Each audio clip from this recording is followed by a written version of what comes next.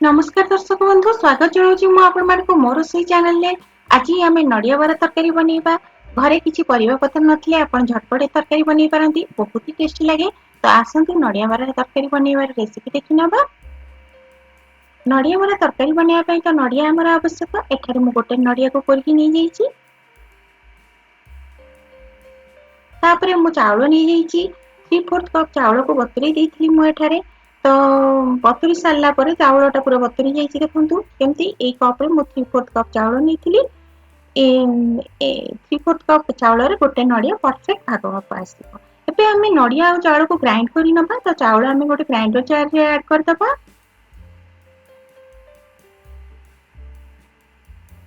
चावल ऐड कर सारा पर तादरे आम नड़िया को भी मध्य ऐड करदबा। आपण चाहिए अधा नड़िया ऐड कर पारंती आ अधा रखि दे पारंती आ ताकू पछरे मिक्सचर सहित गोळै दे पारंती, जहाद्वारा कि तादर टिके बाइट आसीबो आ बहुत भल लागिबो। मु मध्य अधा नड़िया ऐड करथिली। तापरे आमे गोटे इंच अदा नै जिबा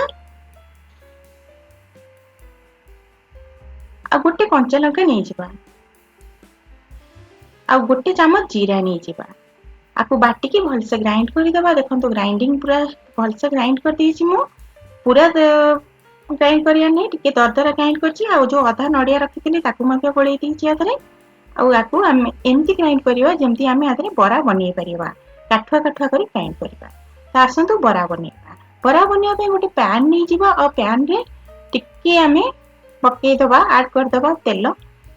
एटा को मु डीप फ्राई करिबिनी, शैलो फ्राई करिवि। तेणु तेल ऐड करी मु याकू छोट छोट एमती बरा हाथ रे बनै दबि शेप रे। टिके मोटा मोटा बरा बनातु आ टिके छोट छोट बनातु। तापरे आमे याकू सबु एमती बरा गुडा बनै नबा आ ताको भल से भाजी नबा। तो हाथ रे एमती मो बरा बनै नउची। बराटा टिके मोटा मोटा बनातु भल लागिवो। ताको एमती गोटे गोटे करी बनै नउची मु।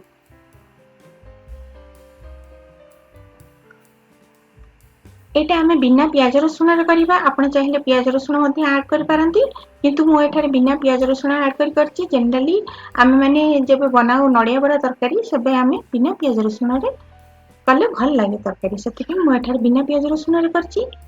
तो बरा गुडी को आमे एमती लेउटै दबा आ पूरा लाल लाल टिके हवा पर्यंत गोल्डन ब्राउन कलर हवा पर्यंत आमे ताको भल भाबे भाजी नबा। बरा गुडा उल्टै उल्टै ताको भाजी नियंतु। बेसी तेल आवश्यक नहीं, थरे ऐड कर देले है ना। देखंतु बरा हे गलानी। तो मु एमती गोल्डन ब्राउन कलर रो हे जाईची। तेणु मु आकु सब काढी नेबी। तापरे आमे देखंतु बरा गुडी को सब करि देइची मु एमती रेडी हे जाईची। आ एबे आमे तरकारी करिबा स्टार्ट करिबा। तो बरा गुडी को थोई दबा आ चलंतु तरकारी करिबा। तरकारी करिबा पे आमे प्रथमे गोटे मसला बनै नबा। एठारे मु बिना प्याज रसुण रे करछि। तेणु गोटे बड़ साइज टमाटो काटिकी नै जाईची। गोटे इंच अदा को काटिकी नै जाईची। आ तापरे गोटे कंचा लंका ऐड कर देइची। आपण चाहिले सुखिला लंका मध्ये ऐड कर पारंती। आउ एठारे मु काजू नै जाईची। काजू नेले टेस्ट बहुत एनहांस हो जाए। तेणु 2 बड़ चामच काजू मु एठारे ऐड कर देइची। आपण चाहिले काजू ऐड कर पारंती किंबा स्किप कर। तापरे आमे गोटे मसला बनै नबा। 4-5 टा गुजराती, गोटे अलैच, 3-4 टा लवंग आउ 7-8 टा गोलमरिच पकै दबा। तापरे टिके दालचीनी खंडे इ खंड आधरे ऐड कर दबा। ताकू ऐड करी भल भाबे आमे दरदरा करी याकू छेचिकी कोटी नबा। ए मसलाटा आमे गरम मसला पर यूज करिबा। तेणु आमे एटा भल से कोटी नबा। पूरा फाइन करिबा दरकार नै, एमती दरदरा हेले चलिबो। देखंतु म आपनको देखि दोछि केमती मसलाटा बनिछि। एटा कोटी कि नेले ता बास्नाटा बहुत भल आसे। आपण चाहिले गोटा मध्ये मसला ऐड करिबा।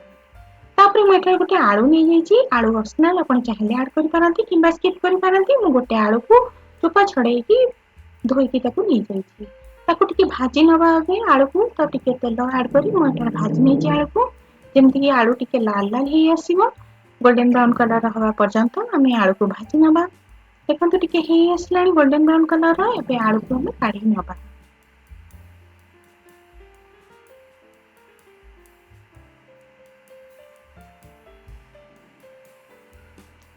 जो तेल बड़ी से तेल मुझे तरकारी बनई नेबी तो से मुझे तेल आड करनी तो तरकारी बनवाई मुझे गोटे चमच जीरा आड कर देठी आउ से जो मसलाटा आम बनई गोटा गरम मसला छेचाटा से आड करदे छेचीदे द्वारा टेस्ट बहुत एनहांस हो जाए और स्मेल बहुत बढ़िया आसे तेणु टे हल्का भाजीदे जीरा टी फुटीज तापर आम आड करदे जो मसलाटा आम बाटी काजू टमाटो आउ अदा आउ कंचा लंकार से मिश्रणटा को आड करदे कंटिन्यूअस आपको कोड़े चलवा मिक्स कर चलवा कहीं काजूटा तले लगी तेणु फ्लेम लो करूँ लो मीडियम रखी करूँ आपको लो मीडियम फ्लेम रे हमें छाड़ीदवा तापर आम आधे आड करवा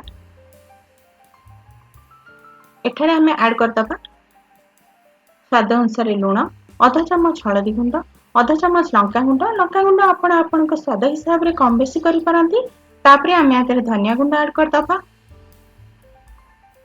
तापर आड करवा गोटे चामच जीरा गुंड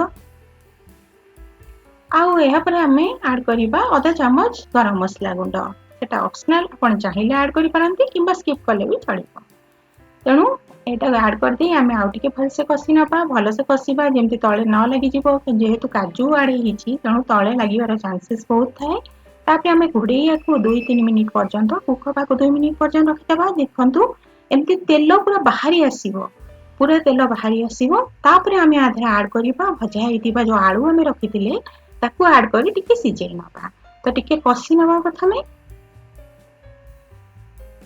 आलू को मसला सहित तापर आलू को सिझेवाई छाड़ीदवा देखो पानी मु आड कर देछि आपनको जो हिसाब रे पानी दरकार से हिसाब रे आड कर दियंतु टिके अधिका पानी देले भलो जहा द्वारा कि तरकारीटा सोक कर जीवो नडिया बराटा पानी को सोक कर जीवो तेणु टिके अधिका पानी दबा भूलंतु नहीं किंबा आपण परे मध्य गरम पानी आड करि पारंती मु परे गरम पानी आड करथि तापर आकु घुड़े की हमें कुक बाजी रखिदबा जे पर्यंत हमर आलूटा सिझी न जाय आलू पूरा सिझी गलानी एबे बरा पकेवा